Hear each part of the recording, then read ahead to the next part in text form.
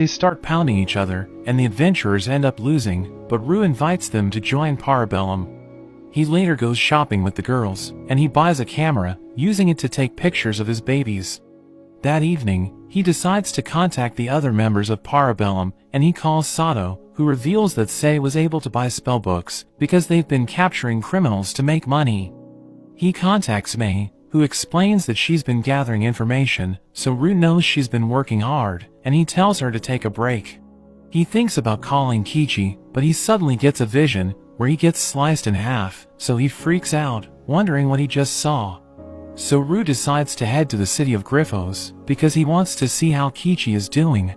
He tells Ellis that this is going to take 2 days, so they won't be reaching the capital anytime soon, but she allows it, saying it shouldn't be a problem.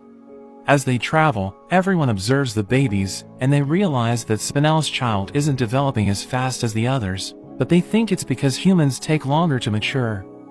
Rue sees Mio with a necklace, recognizing it as the one he gave her, but she thinks she isn't good enough for him, because she appears to be falling behind, thinking she's nowhere near his level. She reveals that she wants to have a baby with him, and he tells her he'll never leave her, saying it doesn't matter if she can't bear his children. They reach Griffos, where they see a dungeon, but they encounter a group of adventurers running away, and they mention that there's an overpowered minotaur inside. Rue talks to the mayor, telling him the minotaur is his friend, but the mayor explains that the adventurers are trying to take him out. So they return to the entrance of the dungeon, and Kichi appears with Gobi, as Rue notes how they have gotten bigger. Gobi reveals that they didn't kill the adventurers, and Rue asks Kichi about his vision. So he explains that he reached the deepest part of the dungeon, where he encountered a boss monster that copied Rue. He was no match for it, and the system tells him he died. But his death was cancelled thanks to one of Rue's abilities, and he receives the blessing of the lightning god, allowing him to reach a new level of power. He slices the monster in half, and Rue realizes this is the vision he saw, as Kichi reveals that he's now a minotaur, and Gobi is an earth lord. He wants to test his skills, so he challenges Rue to a fight. So they head to the arena, as Ellis wonders why they're fighting, so Mio explains that they're rivals.